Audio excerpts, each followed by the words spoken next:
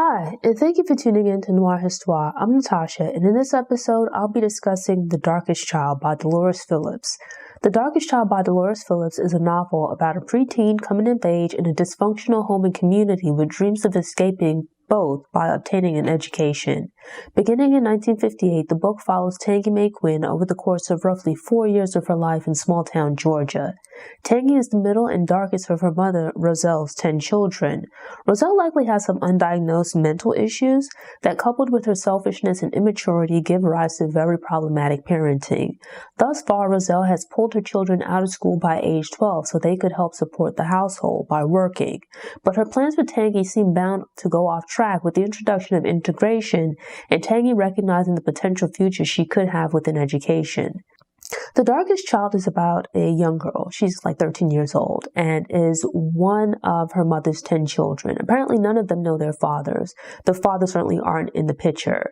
And so each one of the children pretty much has a different dad. They live in a house outside of town, and this is in a small town in Georgia in 1958. The family is struggling, number one, because the mom, Roselle, at least at the start of the book, she's working as domestic for, like a regular white family. They're not rich or anything like that, but she works for them, earning about $15 a week, cooking, cleaning, doing whatever else around the house.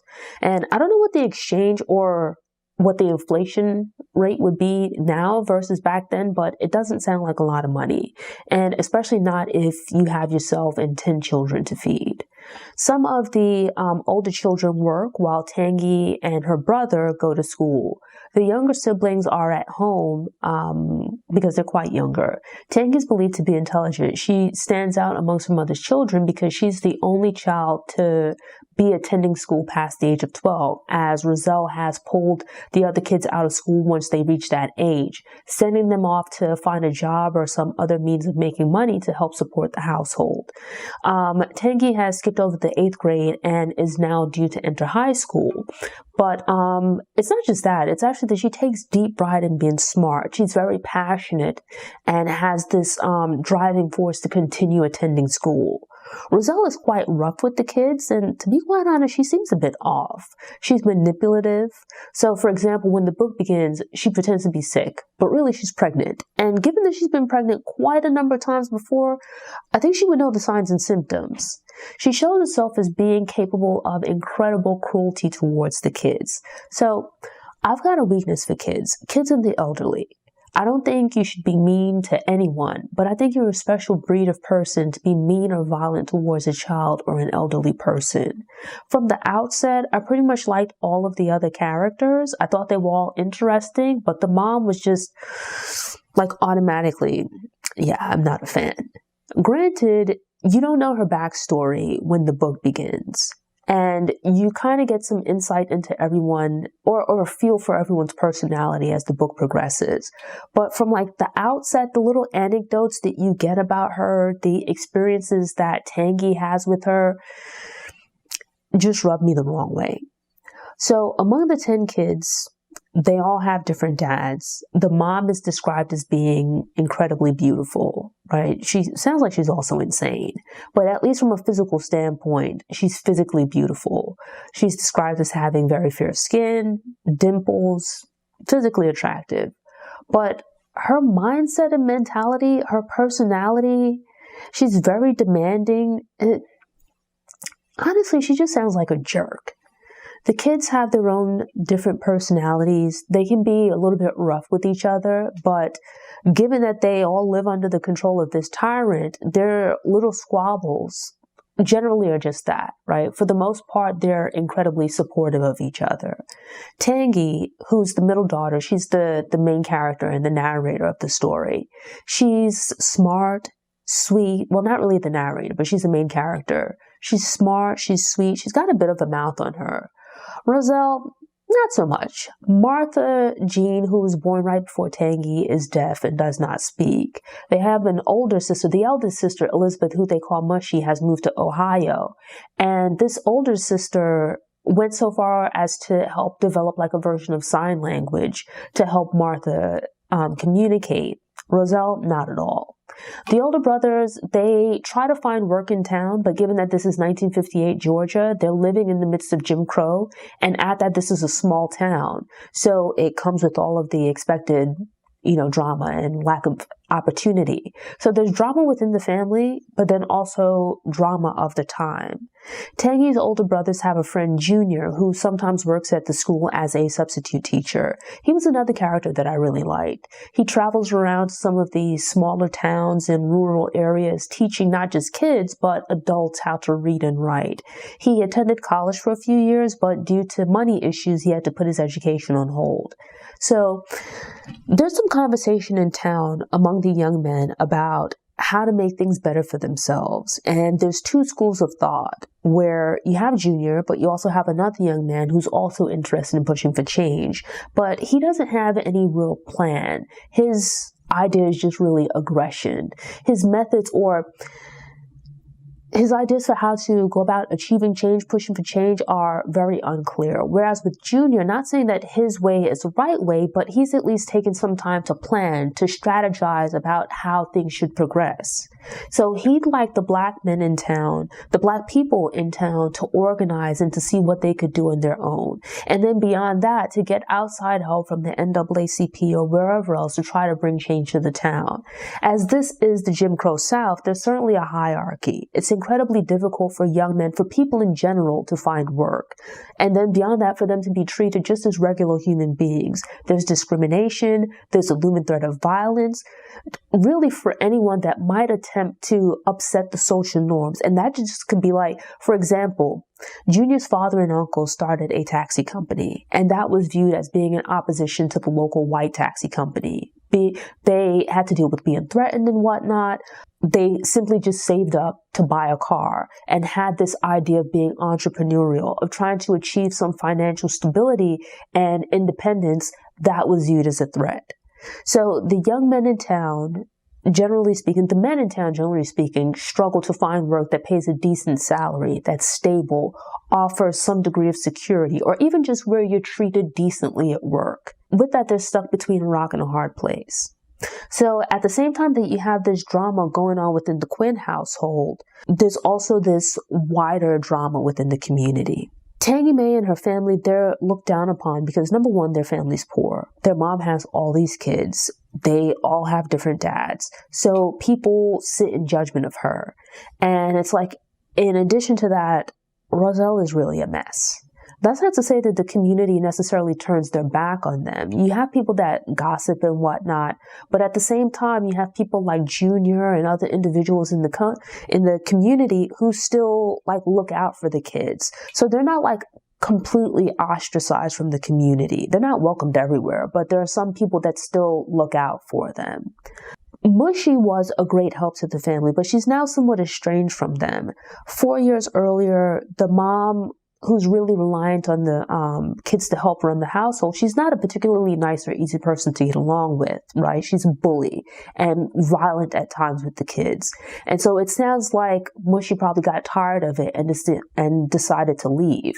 And so that was 4 years ago. There's a bit of uncertainty because the older brothers who also help support the household, they're like the male presence in the house, but they're reaching the point where most people would like to start their own lives.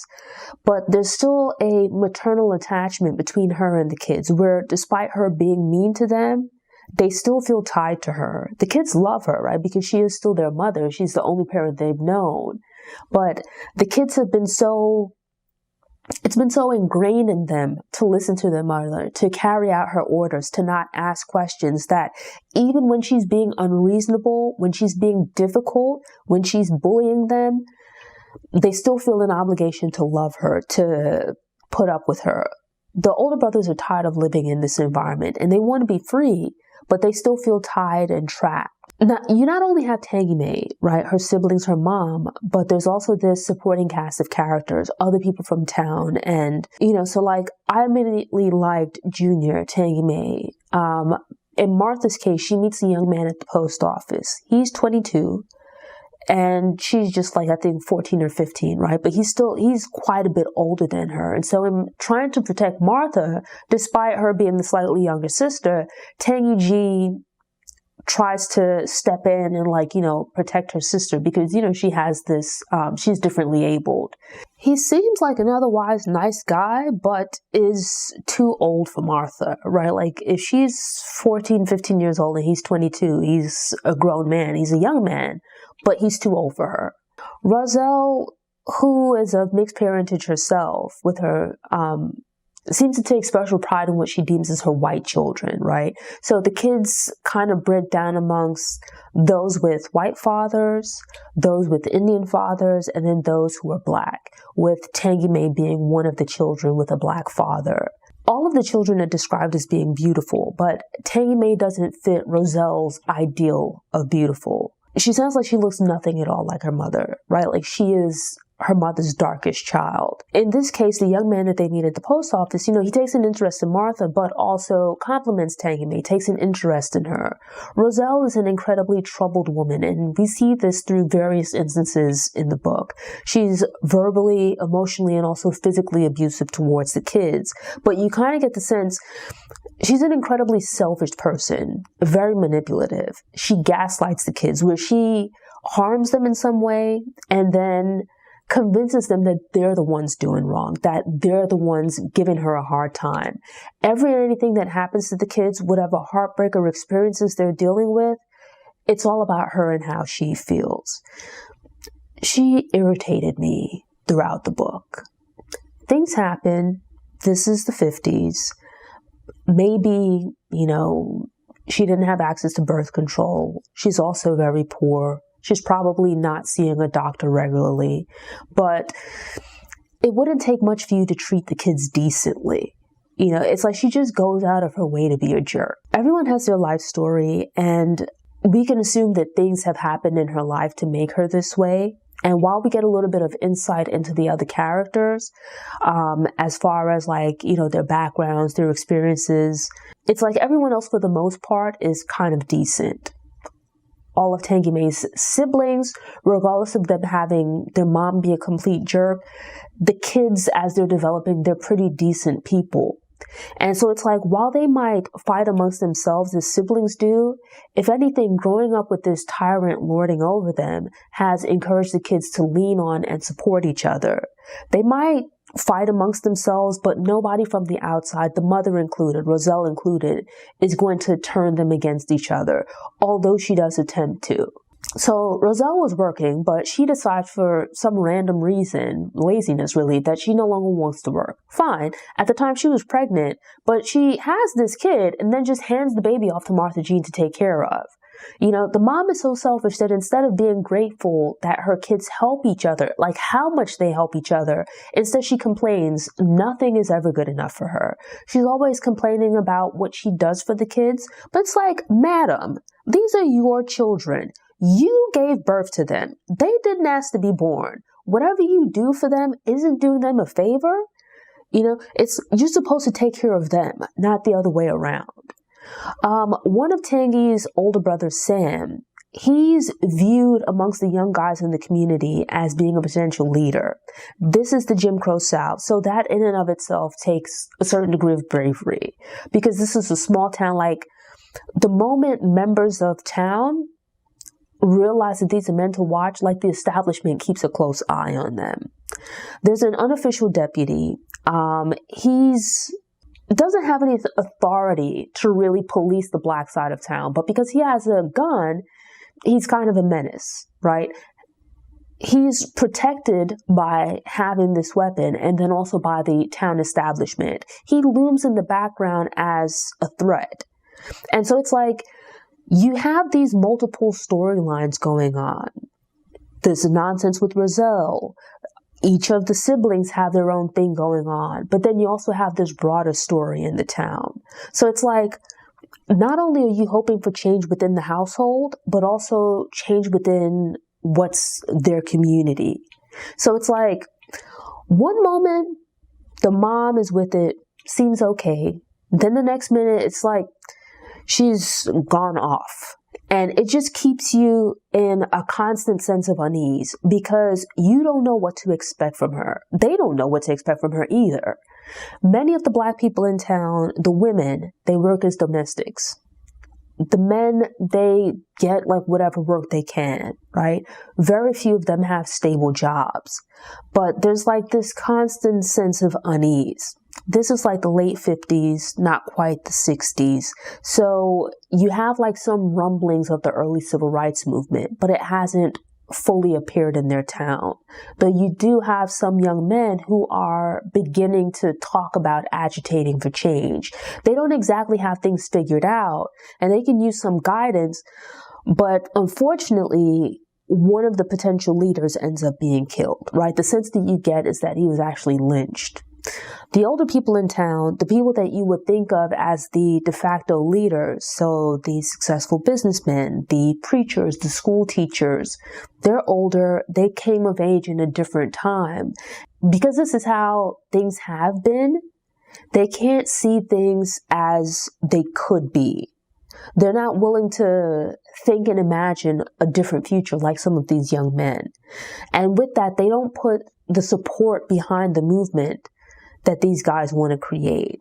At each turn where it seems like they're starting to gain some momentum, starting to get the townspeople, the Black residents to kind of listen and understand what they're dealing with, something happens to scare them back into place.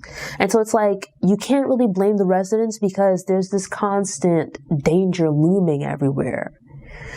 Tangi is really trying to get through school, right? But she has so much going on. At every opportunity, her mom is trying to find a reason for her to not go to school. Roselle doesn't want to work. In her selfishness, she does everything possible to stop her kids from going off and living their own lives because she has this idea that if she can keep them at home, have them go out and work, then they turn over whatever money they have to her. It makes things easier for her. Unfortunately, that means that for the older boys, they're able to find work, like as field hands and things like that. But as the girls get older, unfortunately, for some of them, that might mean domestic work, but for others, that might be sex work, right? Working as sex workers at a brothel out in the country. And as the story progresses, you realize the trauma that's taken place in the lives of these kids. The story essentially starts around the time that Tangi's getting ready to start high school. She's in the 9th grade, and it goes on for about 4 years, so about the length of her high school career. And you see that there's not a lot of options for Black people in town.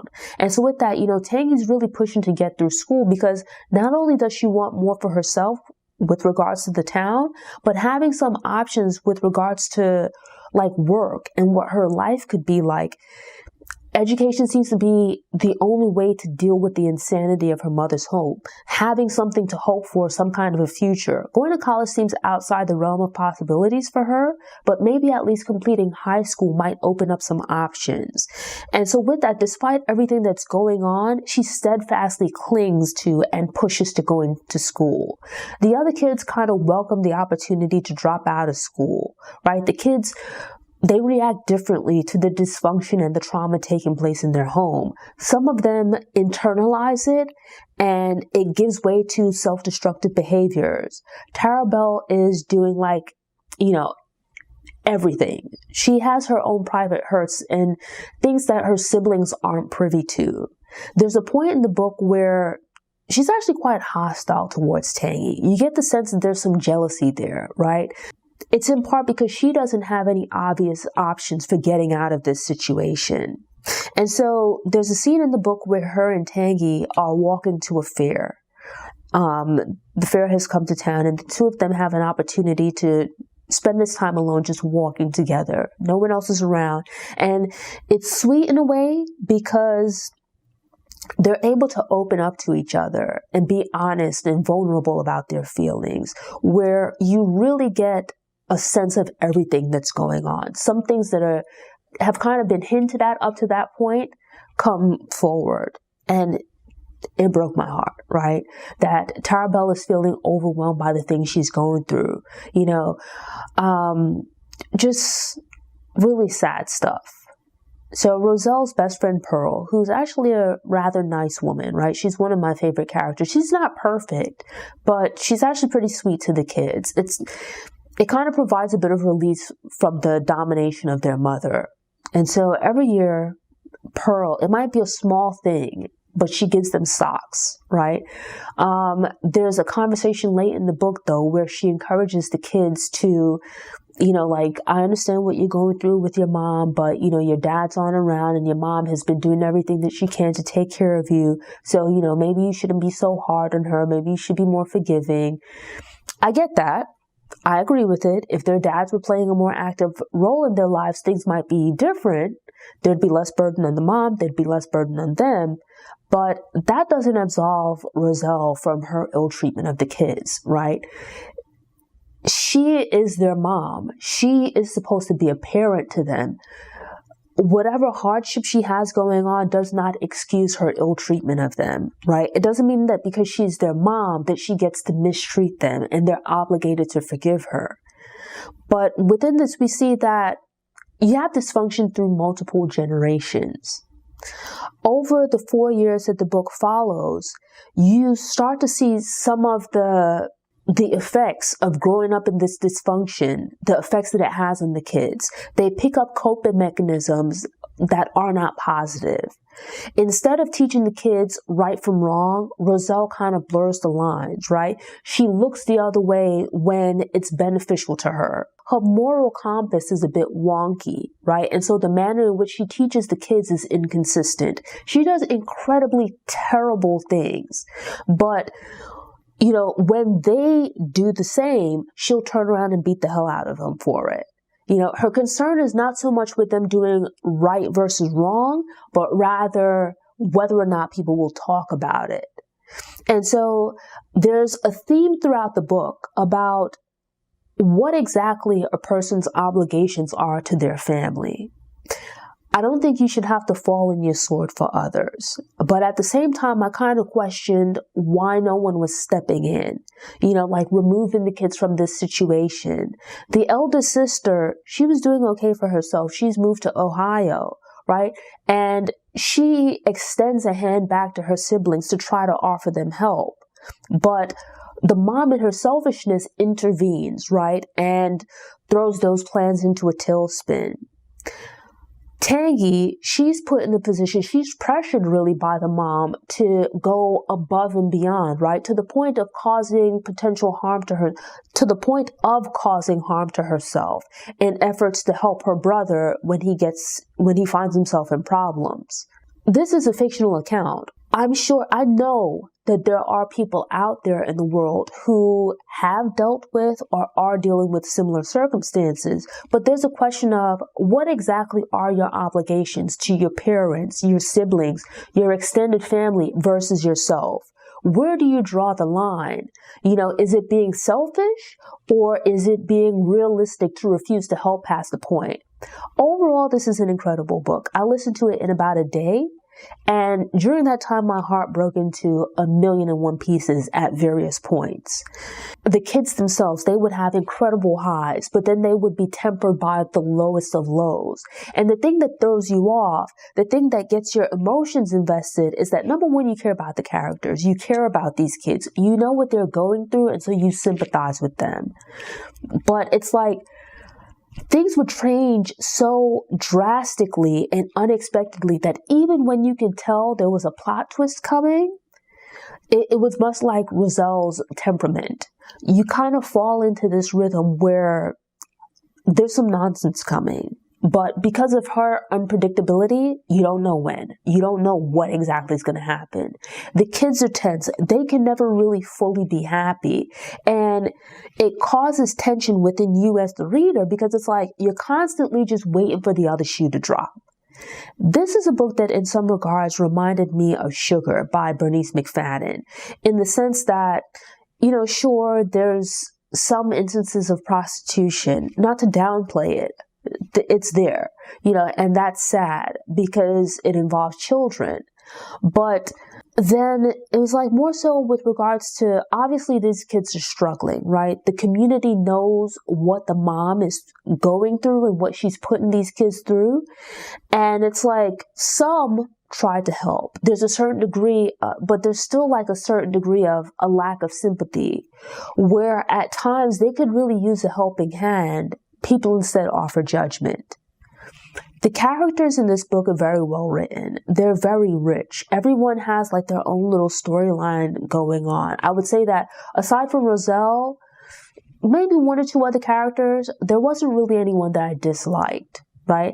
I sympathize with everyone, and even Roselle at some points, because it becomes obvious that, like, sure, this woman is incredibly abusive towards her kids, but you really get the sense that there's some sort of mental issue going on there, right? That given the times and the circumstances, there aren't really resources available to provide Roselle with the help she needs. You get the sense that she's teetering on the brink of insanity. And it's a sign of the times that people don't recognize that this behavior here, there's something more going on than just her being an evil person. Even looking at her actions at times are just so deplorable. It's like, you end up disliking this woman. Like, I wanted to fight her at times. It's like, she can be held responsible for her actions, but up to a point, because you get the sense that there's something going on there that's a bit beyond her control. And with that, there's just layers and layers of stuff going on here. And while I recommend checking it out, just be warned, like, you're going to be in your feelings, right? There's some moments that might be overwhelming, that might be even triggering. So just be warned if you're sensitive to those kinds of topics. Unfortunately, the author passed away about 10 years after this book was released.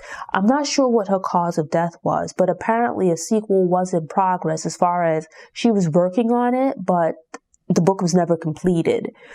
Yet, even if this is the only book that she ever wrote, it's quite an accomplishment, because I think for anyone to pen a book like this, it really speaks to their talent. There's a conversation to be had here about the perception of sex work and attraction and sexual relationships between men and women, as it calls into question not just about the age of consent and things like that, as that looms large in the book, because it's like what these characters are experiencing at home with their mom. You know, like one of the sisters, Martha, is rescued by like the guy that she meets at the post office, right? He decides that he wants to rescue her, but he's actually quite a bit older than her. She's still a child at the time that they meet. And so it's like, I was conflicted about that relationship, because you get the sense that part of what's wrapped up there is this child wanting to escape the wrath of her mother. The guy might be nice, but in part she's picking up with him because she's in a state of duress. And so something that's touched upon is this idea of these female characters trying to escape their mom. Tangy stands out because her plan for leaving does not involve marrying someone, starting a relationship with someone, but rather getting out through obtaining an education and hopefully going on to a better life, or at least finding better employment opportunities. Roselle is supposed to be the parent, right? She's supposed to be the protector of these children. And so with the things that she does, she's certainly wrong. But here it is that you have quite a number of men in the community where this is a small town. So they know of these kids. They have an idea of their situation, the circumstances they're living under, and yet they take advantage of that. This is a work of fiction, but given the time and circumstances, right, that this takes place during Jim Crow in the South, part of the issue is that options for Black people to obtain secure, well-paying employment, especially for Black women, they have few options, right? Outside of domestic work or whatnot, they have few legal means to properly support themselves. So just imagine in real life the amount of women, children that might find themselves in such a situation, that you would be living in a town, you'd have a hard time finding honest employment. You know, the desperation, the things you might turn to. There's one character, I think his name is like Pork Bone or Ham Bone or whatever it is. It's unclear how old he is, but he's a friend of Sam's, right? One of Tangy's older brothers. So he's like in his teens to early 20s. He's a part of this group of young men pushing for civil rights, being treated as human beings, equality between the races, fair treatment for black people in town. But as Tangy points out, these rights that he's fighting for, he doesn't seem to necessarily extend to women, right? Like, he complains about white men feeling that they could just take whatever they want and do as they please. But as Tangy points out, he seems to also have this view and opinion towards females. I would say this book is a bit too much for young readers. I think probably high school age and older, but it's definitely a book that's worth checking out. It's not quite as explicit as Sugar, but I think both books touch on similar conversations, though they take slightly different approaches. Really what it boils down to is discussing recognizing other people's humanity, offering grace and understanding instead of judging people, right? Or trying to understand them and what they're going through, where they're coming from. Thanks for tuning in. Show notes are available on the Noire Histoire website via the link in the episode description. If you enjoyed this episode and want more book recommendations, subscribe to the channel, click the notification bell, and check out my book review playlist.